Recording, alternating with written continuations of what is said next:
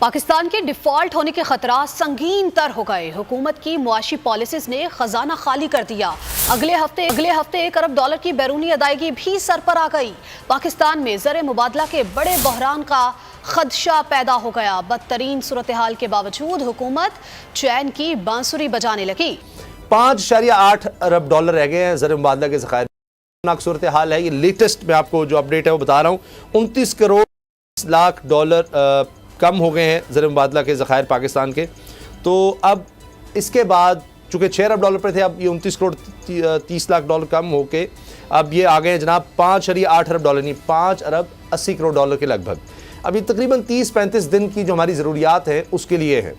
और दूसरी तरफ हमने ये जो अब नया साल आ रहा है उसके जनवरी के शुरू के दिनों में हमें $1 अरब दो बैंक्स के वापस करने हैं। 9 माह से हुकूमत IMF के पीछे लगी हुई है, लेकिन IMF हुकूमत पर भरोसा करने और शराइत नरम करने पर तैयार नहीं है। मुल्क के डिफॉल्ट होने की तलवार भी सर पर लटक रही है, लेकिन हुक्मरान मुसलसल दिलासे दे रहे हैं कि ऐसा नहीं होगा। लेकिन कैसे नहीं होगा ये कोई नहीं बताता। और ये सब क्या आने वाले साल में हम मईशत के हवाले से कोई अच्छी उम्मीद रखें? नहीं, बिल्कुल नहीं। उसकी एक बुनियादी वजह यह है कि ये मईशत एक दिन में ख़राब नहीं हुई। इसको बड़ी मेहनत से ख़राब किया गया है। अच्छा। और इसमें हर किसी का हिस्सा है। इसमें बदकिस्मती से कहना पड़ता है कि इसको सबसे कम डिक्टेटरों ने ख़राब किया। और वो जो एक इकोनॉमिक जो विजर्ड्स हैं उनकी सेइंग है कि जो मुल्क हैं तरक्की पजीर मुल्क, जैसे डेवलपिंग कंट्रीज़ कहते हैं, वो हमेशा बेनोवलेंट डिक्टेटर्स के ज़माने में ज़्यादा तरक्की करते हैं। और ख़ास तौर पे पार्लियामानी डेमोक्रेसी में तो बिल्कुल तरक्की नहीं कर पाते, क्योंकि डेवलपमेंट का जो मसला ये होता है कि जो एक डिक्टेटर होता है या जो एक सदर वदर होता है वो एक उसका ख़ानदान खा रहा होता है। जो पार्लियामानी डेमोक्रेसी में 300-400 खाने वाले इकट्ठे हो जाते हैं। इशू ये है सारा कि यहाँ पर इतना पेचीदा कर दिया है पूरा मुल्क, ऐसे लगता है जो हिजान उसमें। अब आप देखें कि मुझे ये भी नहीं पता कि मुल्क मतलब कह रहे हैं कि टेक्निकल डिफॉल्ट हो गया है, हो चुका है डिफॉल्ट, लेकिन नहीं भी हुआ है, हो भी गया है, नहीं भी हुआ है। इसमें फंसा हुआ है मुल्क, इस बहस में फंसे हुए हैं लोग सारे।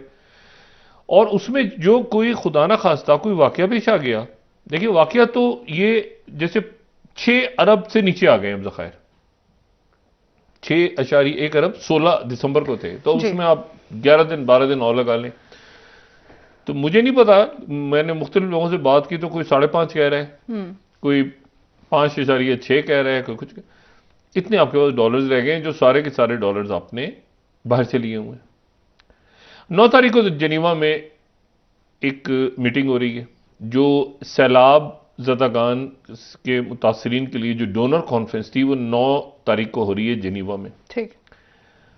और वहां पर गालिबन शहबाज शरीफ साहब भी जा रहे हैं, इसाक डार साहब भी जा रहे हैं, बिलावल भुट्टो ज़रदारी साहब भी जा रहे हैं, एहसन इकबाल साहब भी जा रहे हैं। अभी तक जो इतलात है बहुत सारे वज़रा और बहुत सारी अफसरान जाएंगे वहां। $13 अरब का टारगेट रखा है कि हम दुनिया से लेंगे कि सैलाब के लिए। और उसमें कोई मेरे ख्याल से 8 या 9 अरब रुपए का हम चाह रहे हैं, डॉलर्स का, अरब बिलियन डॉलर्स हम चाह रहे हैं कि अमेरिका के साथ कोई हमारे एग्रीमेंट्स हो जाए इन्वेस्टमेंट के। इशू ये है कि जो अच्छा IMF के रह गए हैं अब 10 दिन, 10 या 12 दिन, उनकी जो डेडलाइन थी जी 10 दिन गालिबन उनके, कि 10 दिन में ही शराइत पूरी करें। और शराइत क्या है, बाकी तो सब कुछ छोड़ दें आप, 800 अरब रुपए का टैक्स अवाम पे डाल दें। यहां पर लोगों के पास गैस नहीं है, लोगों के पास बिजली के बिल देने, लोगों के पास जहर खरीद के खाने के पैसे भी नहीं है। ये मुहावरतन होता था, इस वक्त हकीकतन ये हालात हैं। लोड शेडिंग हो रही है। और ये मैंने बड़ा कम इस तरह का बयान सुना कि आज उनकी जो तर्जुमान है जो प्रेसिडेंट पुतिन की, मैं सिर्फ बता रहा हूं कि आने वाले दिनों में पाकिस्तान में जो होने जा रहा है ना, शायद उसके लिए उन्होंने जवाब क्या दिया है कि जस्ट डॉग्स बार्किंग, 14वीं स्लाइड मैं एग्जैक्ट टास्क के जो रशिया की यानी ये उन्होंने बयान दिया है रशिया को, जी जो बयान है, और इससे ज्यादा क्या बयान होगा। ठीक है। अच्छा, अब बात ये सारी कि इस पूरी सिचुएशन में, अच्छा चाइना जो है वो खुल रहा है 8 तारीख से, लेकिन इंडिया बंद हो रहा है। इंडिया बंद कर रहे हैं वो चाइना से, और 40 दिन का टाइम आज उन्होंने हुकूमत की तरफ से रखा है। मैं आपसे कह रहा हूं कि ये वेरिएबल्स हैं। अभी इन वेरिएबल्स के लिए तो हम तैयार ही नहीं है पाकिस्तान। देखिए हमने कोविड आराम से गुजार लिया, यहाँ मीशत चलती रही। इशू ये है कि अब इस जो फैसले करने हैं, या तो हम कमेटी ना करते, या तो आईएमएफ से जाके हम बात, आईएमएफ के पास हम, वो तो जो हुआ इमरान खान के दौर में, फिर ये 6 अरब से 7 अरब करके आ गए। अभी देखें ना इस हुकूमत, ये जो मिफ्ता इस्माइल साहब के शुरू में आए हैं, शहबाज शरीफ कह रहे हैं मुझे पता ही नहीं था, डार साहब भी कहते हैं मुझे पता ही नहीं था। ओ भाई 6 अरब से 7 अरब, अभी तो हुआ है कि 7 बिलियन मिलेंगे हमें, और बड़ी खुशी का इजहार हुआ है सर। वो 7 बिलियन जो मिलेंगे तो उनकी कुछ शराइत भी होंगी, जाहिर है मज़ीद सख्त अच्छा होंगी। फिर उसके बाद देखें, यहाँ मैंने आपसे कहा ना कि मैं इसाक डार साहब को सुन रहा था, गुस्से में थे वो, जाहिर है वो परेशान थे, और जो भी इशू ये है कि वो ये एक वक्त का इशू नहीं है, ये एक चेन रिएक्शन है। आप मुशर्रफ साहब के वक्त से शुरू कर रहे हैं, यहां तक आ जाए, वो वही एक ही पॉलिसी। और पॉलिसी क्या होती है कि बहुत सारा आपने फंड देना है, क्योंकि इलेक्शन ईयर है जी। तो अब नहीं होगा इलेक्शन, तो यानी इमरान खान की डेट पे नहीं होगा, तो 2 महीने बाद, तो 3 महीने बाद। अब ये 82 की कैबिनेट जो है, 81 या 82 की कैबिनेट, ये मरकज में है, सिर्फ सूबों में अलग है इखराजात उनके। पाकिस्तान ने बड़े फैसले कर, अब खुद ये इतना अजीब लग रहा है मुझे, ये इवन जिनीवा की कॉन्फ्रेंस का सर पैर समझ नहीं आ रहा। क्या वहां जा रहे हैं 13 अरब लेने के लिए, क्या हमें सैलाब के लिए 13 बिलियन डॉलर्स दे दें? वो आपको हेल्प तो कर देंगे, लेकिन उनको नहीं पता कि आपके पास कितने पैसे अपने पड़े हुए हैं। मतलब उस दिन तक जाते जाते 9 जनवरी तक तो आपके पास, मुझे नहीं पता, खुदा जाने, लेकिन टेक्निकली तो डिफॉल्ट है। आप वैसे आप डिक्शनरी के हिसाब से देखें तो नहीं है।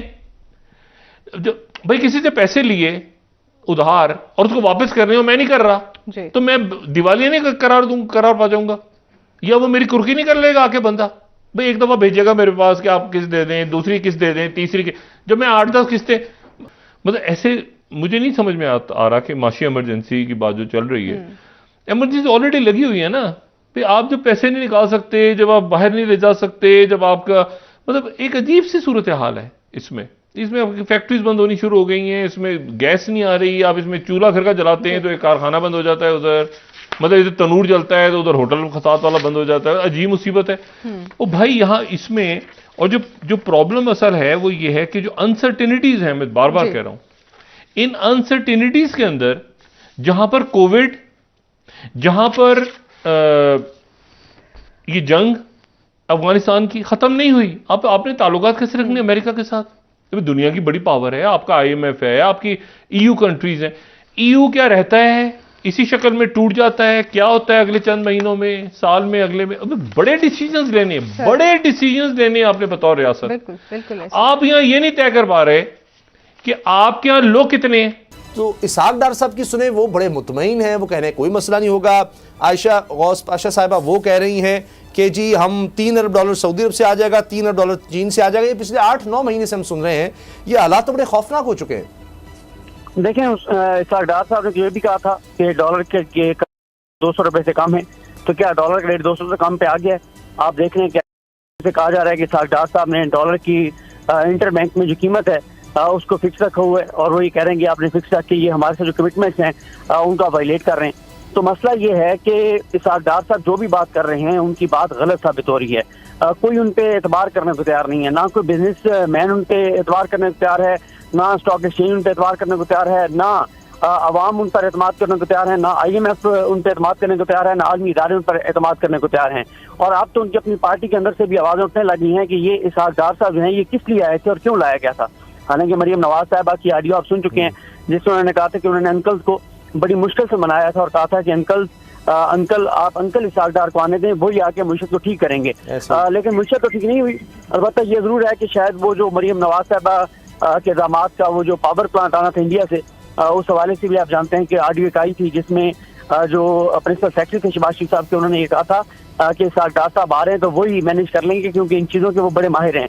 तो इसाक डार साहब जो है वो मुश्किल को नहीं संभाल सके, अभी तक उनका एक भी दावा पूरा नहीं हुआ, अभी तक एक भी वादा वफा नहीं कर सके, अभी तक उनकी कही गई एक भी बात सच्ची साबित नहीं हुई। और अल्लाह करे अब ये जो कह रहे हैं कि दोस्त मुल्कों से पैसा आ जाएगा और हम कर्जा जो हमने अदा करना है वो हम कर देंगे, अल्लाह करे वो ये कर दें। अगर वो वादा ये जो उनकी बात है पूरी हो जाएगी, ठीक साबित हो जाएगी तो ठीक है, वरना मुल्क के लिए इसके भयानक जो है वो नताइज होंगे। तो अल्लाह ताला रहम करे, इसाक डार के हाथ में हमारी मुश्किल आ गई है जो पहले मुश्किल को तबाही और बर्बादी तक लाए थे। और ऐसे हमने कर्जे लिए हैं, ऐसे हमने कर्ज मुशर्रफ के दौर में आके हमें संभले हैं कि जो ये 1 अरब कुछ मिला था, और मुशर्रफ के दौर में शौकत अजीज ने आके हमें IMF से 1 साल में बाद निजात दिला दी थी कि अब हम IMF में बस नहीं जाएंगे। अब इसको मुझे सिर्फ ये बताइए कि कौन संभालेगा? आगे एक आदमी था और उसकी PTI थी और उसके वजीर थे। अब हमने 13 पार्टियों को लाए और 76 के करीब हमने वजीर लगा। मैं वजीर का खर्चा आपको निकाल देता हूं, आप हैरान रह जाएंगे कितना खर्चा है। पूरी आपकी मजलिस शूरा जिसे कहते हैं सेनेट, उसका खर्चा निकाल लें तो आप हैरान हो जाएंगे। आपके जो एडमिनिस्ट्रेटिव एक्सपेंडिचर बिल्कुल खत्म नहीं किए उन्होंने, किसी ने नहीं खत्म किए। एक गाड़ी तक खत्म नहीं की, एक अपना टूर तक खत्म नहीं किया। और ये जो जितने मैं चूंकि मैं गवर्नमेंट में रहा हूं, हिलाल साहब रहे हैं, ये झूठ बोलते हैं सारे के सारे कि मैं अपना जाती मकान में रहता हूं और जाती खर्चा करके जाता हूं और जाती टिकट लेके जाता हूं। इनका TA बिल्स आज भी मौजूद होते हैं, अब निकालता कोई नहीं क्योंकि एक दूसरे की हया करते हैं। पाकिस्तान वर्स्ट पॉसिबल क्राइसिस में है और ये कभी मौका नहीं आया कि पाकिस्तान में हर मईशतदान ये कहता है फिर एक आप डिफॉल्ट कर रहे हो और उसके बाद हुकूमत कहेगा नहीं हम करेंगे नहीं। भाई मेरे कल कोई आसमान से अल्लाह ताला मनोसलवा उतारेगा तुम्हारे लिए कि तुमने डिफॉल्ट नहीं करना। डिफॉल्ट तुम किए हुए हो, तुम भीख मांगते फिर दरवाजे पे जाकर हमें बचा लो, हमें अल्लाह का वास्ता बचा लो। सऊदी अरब के पास जाते हैं वो आपको ना कर देता है, चाइना के पास जाते हैं वो आपको ना कर देता है। किसी और से आप मांगने के काबिल नहीं रह गए, किससे आप मांगेंगे? हर एक से तो आप लड़े हुए हैं, हर एक से आपने भीख मांग चुके हैं, हर एक के साथ आपके तल्लुकात सही तरह इस्तवार नहीं। आपने पूरे का पूरा निजाम तलपट कर दिया, आपने इस मुल्क को उलट के रख दिया है। अब ये कौन ठीक करेगा? जमीनें बेचेंगे लोगों की, जायदादें बेचेंगे, बेचें लोगों की तब तक ठीक हो। लूटमार की जब तक आप वो एक्शन नहीं लेते जो कि लैटिन अमेरिका के लोगों ने लिया है कि भाई बेचो इनकी जमीनें जो बाहर पड़ी हुई हैं और हमारा कर्जा लेके, हम नहीं देते कर्जा, तुम्हारे मुल्क में हमारे लोग लूटमार करके लेके जाते